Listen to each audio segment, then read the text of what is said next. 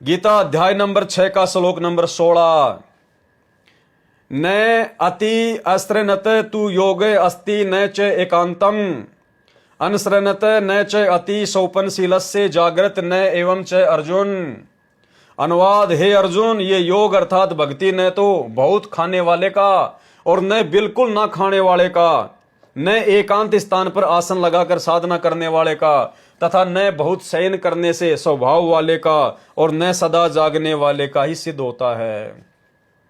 इस श्लोक में यह कहा गया है कि यह भक्ति ना तो उस व्यक्ति की सफल होती है जो व्रत करता है, जो भूखा रहता है, जो बिल्कुल भी नहीं खाता है, अर्थात व्रत करना, ना तो ये भक्ति कभी उसकी सफल हो सकती है। ना अधिक जागने वाले की, ना अधिक सोने वाले की, ना आसम पदम लगा के दुनिया को भक्ति का दिखावा करने वाले की, किसी की भी भक्ति सफल नहीं हो सकती। गीता जी ने सब मना कर रखा है। तो बताइए आप जी व्रत क्यों करते हो? कोई करवा चौथ का व्रत करता है, कोई एकादशी का करता है, कोई मंगलवार का करता है, कोई महाशिवरात्रि का करता है। अरे तुम्हारी गीता जी, तुम्हारे सनातनी शास्त्र तो मना कर रहे हैं। ये गीता अध्याय नंबर 6 श्लोक नंबर 16 स्पष्ट कह रहा है। लेकिन आपके नकली धर्म गुरुओं को केवल संस्कृत आती है। उस संस्कृत में वो श्लोक क्या समझाना चाह रहा है, उस गूढ़ ज्ञान से वो लोग परिचित नहीं है। उस तत्व ज्ञान से वो आपके नकली गुरु अपरिचित हैं, जिस कारण से स्वयं भी अपने जीवन को नरक में बना रहे हैं और आप जैसे भोले भाले भाई बहनों का जीवन भी नरक में बना रहे हैं। हे अर्जुन, ये योग अर्थात भक्ति न तो बहुत खाने वाले का और न बिल्कुल न खाने वाले का। बिल्कुल न खाना यानी व्रत करना, न एकांत स्थान पर आसन लगाकर साधना करने वाले का, तथा न बहुत शयन करने के स्वभाव वाले का और न सदा जागने वाले का ही सिद्ध होता है। पूजे देई धाम को शीश अलावे जो, गरीबदास साची कहे हद काफिर हैं सो। क्या कह रहे हैं आदरणीय गरीबदास जी? पूजे देवी धाम को शीश अलावे जो लोग देवी देवताओं की पूजा करते हैं, इन नकली संतों के सत्संगों में जाते हैं, पूजे देवी धाम को शीश हलावे जो, और जो ढोलक पेटी की आवाज पे यूं करते रहते हैं, आहा आनंद आ गया, अरे वाह वाह क्या भजन कहा। कहते हैं पूजे देवी धाम को, जो इन आधे अधूरे देवी देवताओं की पूजा करते हैं, भक्ति करते हैं, और जो उनके आधे अधूरे ज्ञान के ऊपर अपनी गर्दन हिलाते हैं, तालियां पीटते हैं। पूजे देवी धाम को शीश हलावे जो, गरीबदास साची कहें हद काफिर हैं सो। वो तो काफिर हैं, काफिर। उनको तो भगवान की परिभाषा का भी नहीं पता, भक्ति की परिभाषा का भी नहीं पता, अपने जीवन को बर्बाद कर रहे हैं ऐसे लोग। कबीर गंगा काठे घर करे, पीवे निर्मल नीर, मुक्ति नहीं हरि नाम बिन, सतगुरु कहें कबीर। भाई जब तक आप सच्चे सतगुरु की शरण में नहीं आ जाते हैं, और वर्तमान में सच्चा सतगुरु पूरी धरती पर केवल एक ही है, सतगुरु रामपाल जी, जब तक आप इनसे उपदेश लेकर भक्ति नहीं करते हैं, इसके बजाय आप चाहे कबीर गंगा काठे घर करे, आप चाहे गंगा जी के किनारे पर चाहे अपनी कोठी बना के और चाहे कितनी भक्ति कर लो, और पीवे निर्मल नीर, और चाहे गंगा जी का पूरे जीवन कितना ही वो मीठा मीठा पानी पी लो, मुक्ति नहीं हरि नाम बिना। और वो हरि नाम केवल वर्तमान में संत रामपाल जी के पास में है, वो सच्चा नाम सतनाम। सतगुरु कहें कबीर, ये खुद ही कबीर परमात्मा है जो आपको सच्ची बात बता रहे हैं। कबीर तीर्थ कर कर जगमुआ, यानी तीर्थों पे जा जाके दुनिया मर गई। कोई कावड़ ले जाते समय मरता है, कोई आते समय मरता है, कोई कावड़ लाके तीर्थों पर जा जाके भी, इतना दान पुण्य करके भी हॉस्पिटलों में बीमारी से सड़ सड़ के मरता है, कोई एक्सीडेंट में मरता है, कोई लड़ाई झगड़ों में मरता है। किसी को भक्ति का कोई फायदा नहीं।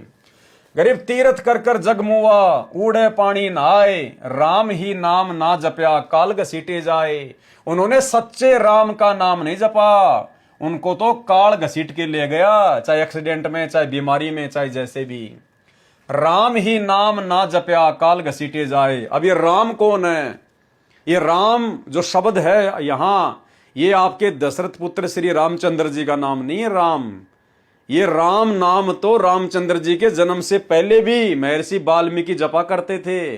सतयुग में भी लोग राम नाम की साधना किया करते थे। कहते हैं राम राम सब जगत बखाने, यानी त्रेता युग में जन्मे दशरथ पुत्र श्री रामचंद्र जी को तो हर कोई जानता है, लेकिन कहते हैं राम राम सब जगत बखाने, पर आदि राम कोई बिरला जाने। उस राम का भी राम, राम परमात्मा का उपमात्मक नाम है। राम उस पूर्ण परमात्मा कबीर साहिब की पदवी का नाम है, ये शक्ति बोधक नाम है राम। तो उस राम के नाम बिना, जो राम का नाम वर्तमान में इस धरती पर संत रामपाल जी के पास है, वो शतनाम, वो सारनाम केवल इनके पास है, वो असली राम का नाम है। उस राम के नाम के बिना चाहे गंगा जी के किनारे जाके महल बना के रहने लग जाना, सुबह शाम गंगा जी का पानी पी लेना, 1% भी फायदा नहीं है।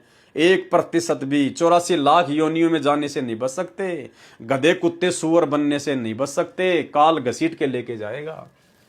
गरीब पीतल ही का थाल है, पीतल ही का लोटा, ये मंदिरों में ये पीतल की थाल लेके जाएंगे, पीतल का पानी का लोटा लेके जाएंगे, मूर्ति पे चढ़ाएंगे, जड़ पे। गरीब पीतल ही का थाल है, पीतल ही का लोटा, जड़ मूर्त को पूजते आवेगा टोटा। उस जड़ को पूजने से, वो पत्थरों की, चांदी की, सोने की, धातु की, वो देवी देवताओं की मूर्तियां पूजने से अंत में घर में टोटा ही आएगा, नुकसान ही होगा, किसी प्रकार का कोई फायदा नहीं मिलने वाला। वो जड़ है, वो मुर्दा है, वो बेजुबान है, वो ना तुम्हारा कोई शंका का समाधान कर सकती, ना तुम्हें वो जड़, वो मूर्त, वो मूर्ति ना तुम्हें कोई उचित कोई सलाह दे सकती है। अरे ये पत्थरों की मूर्तियां पूजने से, मंदिरों में जाने से अच्छा है किसी जिंदा संत के पास जाइए, किसी सतगुरु के पास जाइए, कम से कम बैठ के 2 बातें ज्ञान की तो समझाएगा। वो पत्थर की मूर्ति के ऊपर दूध डालने से, प्रसाद चढ़ाने से कुछ नहीं मिलने वाला। जड़ मूर्त को पूजते आवेगा टोटा। गरीब पीतल चमचा पूजिए जो थाल परोस है। अरे भैया, वो पीतल की मूर्ति पूजने से अच्छा है पीतल के चमचे की पूजा कर लो। वो पीतल का चमचा, क्योंकि पहले के समय में ये पीतल के हुआ करते थे, आजकल ये स्टील के चल गए, लोहे के चल गए, इसलिए यहां पर पीतल का नाम लिया गया है। तो वो जो चम्मच होती है, जो चमचा होता है, इन तुम्हारी देवी देवताओं की मूर्तियों से अच्छा तो उस चमचे की पूजा कर लो, जो कम से कम दाल परोसने के काम होता है, चावल परोसने के काम आता है, और वो मूर्ति वो किसी काम की नहीं। गरीब पीतल चमचा पूजिए जो थाल परोसे, जड़ मूर्त किस काम की मत रहियो भरोसे। उस पत्थर की मूर्ति के भरोसे मत रहना, मुक्ति नहीं है। कबीर पर्वत पर्वत में फिरया, कारण अपने राम, राम सरीखे जन मिले, जिन सारे सब काम। नंबर 4, चौथा नियम क्या है सतगुरु रामपाल जी परमेश्वर जी की भक्ति का? यदि भक्ति सफल करनी है तो, यदि जन्म मरण का रोग समाप्त करवाना है तो, इनके प्रत्येक नियम को पत्थर की लकीर समझना पड़ेगा। जरा सी भी गफलतबाजी यदि आपने किसी भगत भाई के चक्कर में आके, या सतगुरु के कलयुगी बेटा बेटी भाई बंधु रिश्तेदारों के चक्कर में आके, या कोऑर्डिनेटरों की मनमानियों का शिकार होके यदि आपने जरा भी त्रुटि कर दी, किसी भी प्रकार की लोक लाज में आके, दबाव में आके, उसी दिन आपका कनेक्शन कट जाएगा, आगे भक्ति का कोई लाभ नहीं होगा। तो चौथा नियम क्या है भक्ति सफल करने के लिए? पितर पूजा निषेध है। पितर पूजा, मरने के बाद में श्राद्ध निकालना, समाधि वगैरह बनाना, ये होती है पितर पूजा। ये पितर पूजा नहीं करनी। गंगा जी में अस्थियां डाल के आना, ये पितर पूजा हमने नहीं करनी है। क्योंकि जो व्यक्ति सत भक्ति करेगा वो पितर बनेगा ही नहीं, वो भूत बनेगा ही नहीं। जो व्यक्ति संत रामपाल जी से उपदेश लेके सत भक्ति करेगा उसको पितर बनना ही नहीं है, ना उसको 84 लाख योनियों में जाना, वो तो सीधा सतलोक जाएगा, मोक्ष प्राप्त करेगा। तो फिर किस लिए हम लोग पितृ पूजा करेंगे? और जो व्यक्ति संत रामपाल जी के शरण में आ गया तो संत रामपाल जी का वचन है कि उसकी 7 पीढ़ियों तक का वे उद्धार करेंगे। यानी जिस व्यक्ति ने संत रामपाल जी से मान लीजिए उपदेश ले लिया और भक्ति कर रहा है, तो उस भगत को फिर श्राद्ध निकालने की जरूरत नहीं है, समाधि पूजने की जरूरत नहीं है, पितृ पूजा करने की जरूरत नहीं है।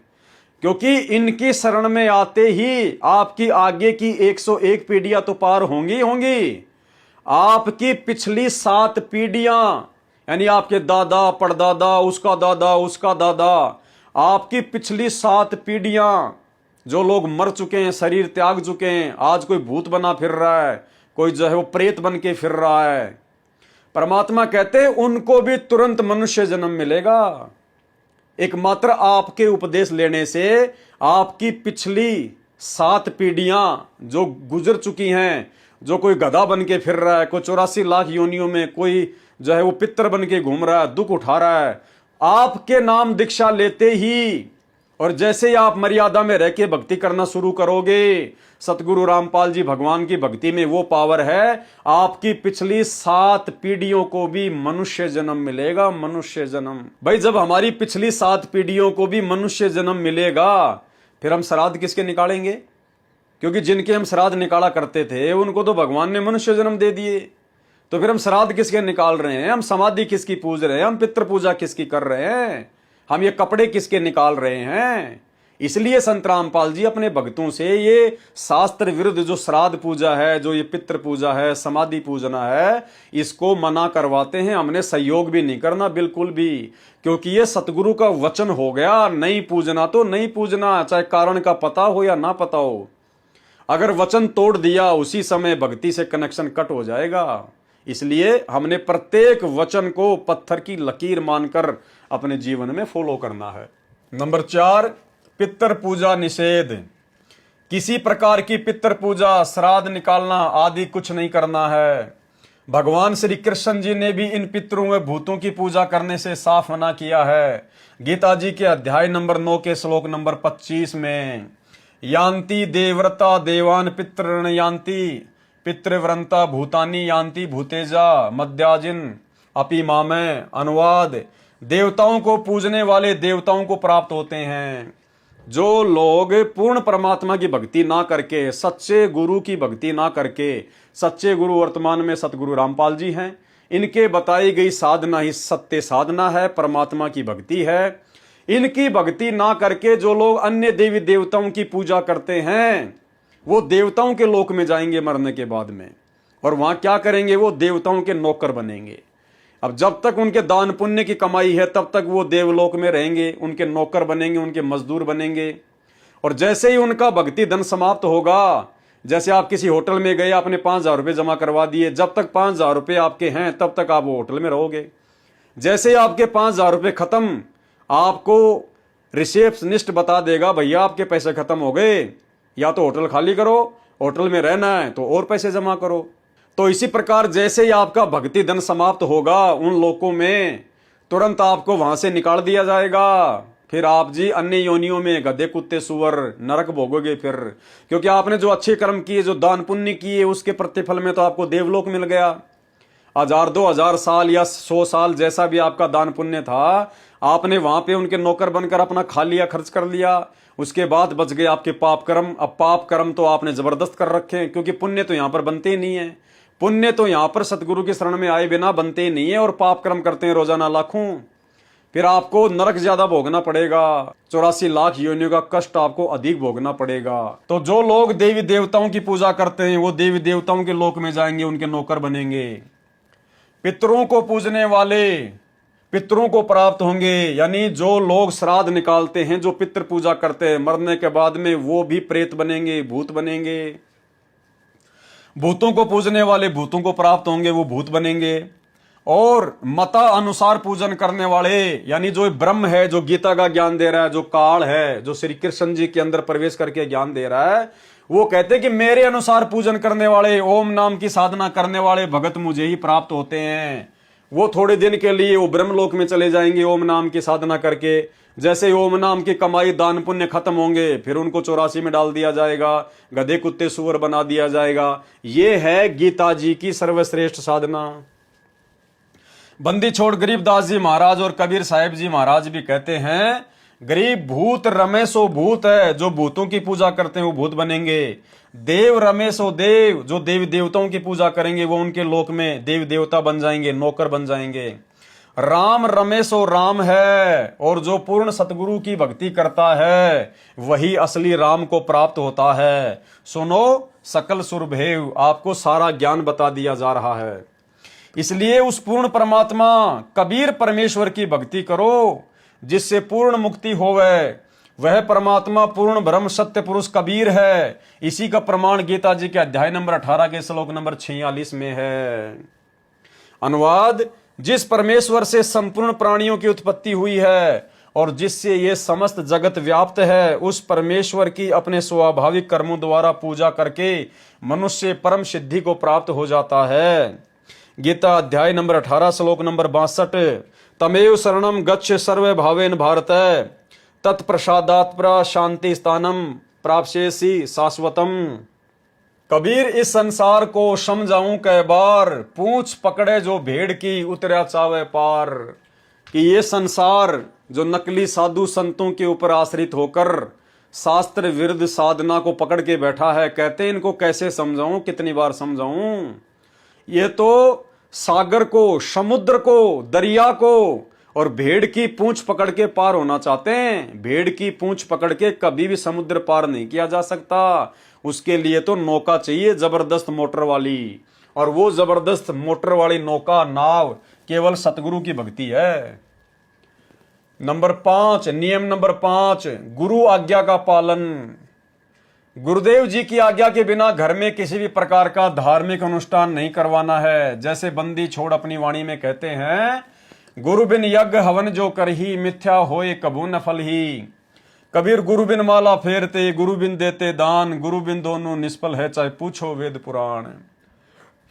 अपने गुरुदेव भगवान की आज्ञा के बिना जब आपको गुरुदेव भगवान की शरण प्राप्त हो जाती है, उसके बाद उनकी आज्ञा के बिना आपने कोई भी धार्मिक अनुष्ठान अपने घर पर नहीं करवाना है। आपने केवल अपने गुरुजी से आज्ञा लेकर और गुरु के रहते सहते आश्रम में ही करवाना होता है। अब वर्तमान में हमारे गुरुजी आश्रम में है नहीं, हमारे गुरुजी वर्तमान में हिसार की जेल में बैठे हैं। तो वर्तमान में बिना गुरु की आज्ञा के ना ही तो हमने घर पर कोई धार्मिक अनुष्ठान करवाना है, यानी हमने किसी भी भगत से अपने घर पर कोई पाठ प्रकाश नहीं करवाना है, और ना अपने गुरुजी की गैर हाजिरी में हमने आश्रमों में जाकर कोई पाठ करवाना है। लेकिन वर्तमान में संत रामपाल जी की 90% संगत बहुत बड़ा धोखा खा रही है। गुरुजी का ये वचन है, ये नियम है। नियम नंबर 5 ध्यान से पढ़ लीजिए। इन नियमों को ढंग से फॉलो ना करने के अभाव में संगत काल की गोद में बैठी है वर्तमान में, इन कोऑर्डिनेटरों के चक्करों में आकर, गुरुदेव के परिवार के चक्करों में आकर। क्या कह रहे हैं परमात्मा? नियम नंबर 5, गुरु आज्ञा का पालन। और गुरुजी का एक छोटा सा आपको सत्संग सुनाता हूं। गुरुजी ने स्पष्ट कर रखा है कि पाठ करवाने से पहले पाठ प्रकाश जो इन आश्रमों में 21-21 हजार रुपए में किया जाता है, जो पाठ प्रकाश सतलोक आश्रम बरवाड़ा में बरवाला कांड से पहले मात्र 7,000 रुपए में किया जाता था, आज वही पाठ प्रकाश गुरुदेव के परिवार ने काल प्रेरणा से धार्मिक धंधे के लिए 21,000 रुपए का कर दिया है। और वो पाठ प्रकाश भी गुरुदेव स्पष्ट कह रहे हैं कि वो पाठ प्रकाश करवाने से पहले आपने गुरुजी की आज्ञा लेना अति आवश्यक है। अब बताइए, गुरुजी बैठे हिसार जेल में, लाखों करोड़ों लोगों ने पाठ करवा दिए। कितने लोग जाके आए गुरुजी के पास जेल में? कितने लोग हिसार जेल में जाकर अपने गुरुजी से आज्ञा लेकर आए कि गुरुजी पाठ करवाऊं या नहीं करवाऊं? गुरु बिन माला फेरते, गुरु बिन देते दान, गुरु बिन दोनों निष्फल है चाहे पूछो वेद पुराण। तुम्हारा गुरु तो हिसार जेल में बैठा है और तुम दान दे रहे हो इन आश्रमों में, तुम दान दे रहे हो गुरुजी के परिवार को, इन कोऑर्डिनेटरों को। यही तो है मूर्खता, इसी को तो कहते हैं काल प्रेरणा। अरे काल खुद प्रकट नहीं होता भक्तों को भ्रमित करने के लिए, वो अपने एजेंटों के माध्यम से भ्रमित करवाता है। और इस समय काल के मुख्य एजेंट गुरुजी के परिवार वाले बने हुए हैं, ये बड़े बड़े दिखाई देने वाले भगत बने हुए हैं, ये बड़े बड़े स्टेट कोऑर्डिनेटर बने हुए हैं, जो आप सबकी मर्यादा तुड़वा चुके हैं। आप में से कितने लोग हैं जो हिसार जेल में जाकर अपने गुरुजी से आमने सामने आज्ञा लेके आए हैं? यही तो काल प्रेरणा है। तो नियम है भैया, फॉलो नहीं करोगे तो भुगतना पड़ेगा, आज नहीं तो कल। गुरु आज्ञा का पालन। गुरुदेव की आज्ञा के बिना घर में किसी भी प्रकार का धार्मिक अनुष्ठान नहीं करवाना है। जैसे बंदी छोड़ अपनी वाणी में कहते हैं, गुरु बिन यज्ञ हवन जो करही, मिथ्या होए कबू न फल ही। गुरु बिन माला फेरते, गुरु बिन देते दान, गुरु बिन दोनों निष्फल है चाहे पूछो वेद पुराण। ये छोटा सा सत्संग सुन लो गुरुदेव का। स्पष्ट कह रहे हैं गुरुदेव कि पाठ करवाने से पहले गुरु की आज्ञा लेना आवश्यक है। सुनिए। गुरु बिन दान पुण्य जो करही, मिथ्या होवे कभू ना फरही। बिना गुरु के जो दान करते हैं मिथ्या जावे, वो कभी नहीं फलेगा। गुरु बिन होम यज्ञ जो साधे औरो 10 मन पातक लागे। गुरु बिन कोई पाठ कोई हवन ये नहीं करवाना चाहिए, गुरु की आज्ञा लेकर फिर करवाना चाहिए। तो भाई और बहनों, अब आप जी सोचिए, आपका सारा का सारा पैसा व्यर्थ है, आपका पाठ प्रकाश व्यर्थ है, क्योंकि आपने तो अपनी मनमानी कर ली। आपने विश्वास कर लिया गुरुजी के परिवार पे, इन कोऑर्डिनेटरों पे जो राजनीतियां करते फिर रहे हैं। बड़े बड़े स्टेडियम बना दिए लोगों के लिए, लोगों को कबड्डी के मैच में पैसे दे रहे हैं, कभी गुंडों की सीबीआई जांच करवाते हैं, कभी राजनीतियां करते हैं, कभी जाट आरक्षण में भक्तों को बैठाते हैं। आपके पैसे का दुरुपयोग, क्योंकि आपने कुपात्रों को पैसा दे दिया गुरुजी के नियम नंबर 5 को ढंग से ना जानने के कारण है। तो बताइए क्या बनेगी?